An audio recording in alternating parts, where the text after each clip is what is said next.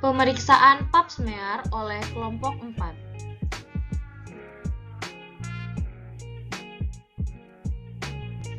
Apa itu pap smear? Pap smear adalah prosedur mengambil dan memeriksa sampel sel dari sel lain untuk melihat ada tidaknya kelainan yang dapat mengarah kepada kanker serviks. Tujuan tindakan pap smear adalah untuk memeriksa dengan mengambil sel-sel dari mulut rahim untuk mendeteksi kelainan-kelainan pada sel leher rahim. Indikasi tindakan pap smear ialah wanita yang telah menikah, kontak seksual dalam 3 tahun pertama, dan wanita dengan keluhan keputihan dan pendarahan per vagina.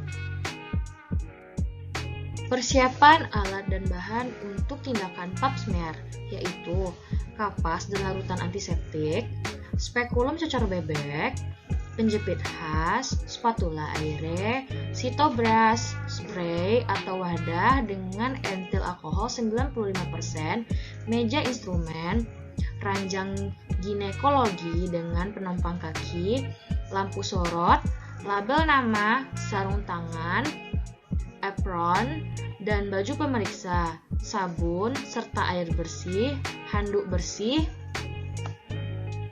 dan yang kering. Untuk persiapan pasien pada tindakan pap smear ialah meminta pasien untuk menggosongkan kandung kemih dan melepaskan pakaian dalam, mempersiapkan pasien untuk berbaring di ranjang ginekologi, atur pasien pada posisi litotomi, hidupkan lampu sorot dan arahkan dengan benar pada bagian yang akan diperiksa. Persiapan lingkungan untuk tindakan pap smear yaitu mencuci tangan, kemudian keringkan tangan dengan handuk bersih, memakai sarung tangan dan APD lainnya. Tindakan kerja untuk pap smear. Yang pertama, pemeriksa duduk pada kursi yang telah disediakan menghadap ke aspectus genitalis. Yang kedua, melakukan pemeriksaan pandang atau inspeksi pada daerah vulva dan perineum. Yang ketiga, ambil spekulum dengan tangan kanan, masukkan ujung telunjuk kiri pada introitus agar terbuka. Masukkan ujung spekulum dengan arah yang sejajar ke introitus, meyakinkan bahwa tidak ada bagian yang terjepit, lalu dorong bilah ke dalam lumen vagina.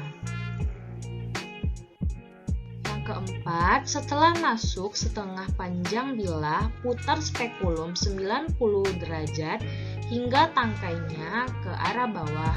Atur bilah atas dan bilah bawah dengan membuka kunci pengatur bilah atas bawah hingga masing-masing bilah menyentuh dinding atas dan bawah vagina.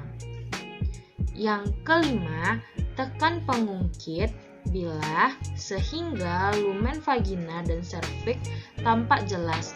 Perhatikan ukuran dan warna porsio, dinding, dan sekret vagina atau fornix.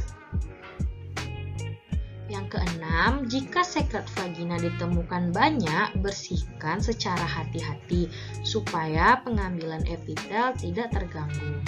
Yang ketujuh, mengambil sampel pertama dilakukan pada porsio atau ekstoservix. Sampel diambil dengan menggunakan spatula aire yang diputar 360 derajat pada permukaan porsio. Yang kedelapan, oleskan sampel pada gelas objek. Yang kesembilan, sampel endoservix atau kanalis cervix diambil dengan menggunakan sitobras dengan memutar 360 derajat sebanyak 1 atau 2 putaran. Yang ke-10, oleskan sampel pada gelas objek yang sama pada tempat yang berbeda dengan sampel yang pertama. Hindari jangan sampai bertumpuk. Yang ke-11, sampel segera difiksasi sebelum mengering. Bila menggunakan spray, usahakan penyemprotannya dari jarak 20-25 cm atau merendam wadah dengan mengandung etil alkohol 95% selama 15 menit. Kemudian biarkan sampai kering dan berikan label. Yang ke-12, setelah pemeriksaan selesai, lepaskan pengungkit dan mengatur jarak bilah. Kemudian keluarkan spekulum. Yang ke-13, letakkan spekulum pada tempat yang telah disediakan. Yang ke-14, pemeriksa berdiri untuk melakukan pemeriksaan bimanual untuk menentukan konsistensi porsio besar dan arah uterus serta keadaan parameterium. Yang ke-15, angkat tangan kiri dari dinding perut, usapkan larutan antiseptik pada bekas sekret atau cairan di dinding perut dan sekitar vulva atau perineum. Yang ke-16, beritahukan kepada ibu bahwa pemeriksaan telah selesai. Yang ke-17, mengumpulkan semua peralatan dan lakukan dokumentasi. Yang ke-18, buang sampah pada tempatnya. Yang ke-19, bersihkan dan lakukan dekontaminasi sarung tangan. Tahap dokumentasi, mencatat hasil semua pemeriksaan pada rekap medis, membuat pengantar pemeriksaan ke ahli patologi anatomi, membuat jadwal kunjungan ulang, mempersilahkan ibu ke ruang tunggu apabila pemeriksaan selesai, atau ke ruang tindakan untuk memproses tindakan selanjutnya. Sekian dari kami.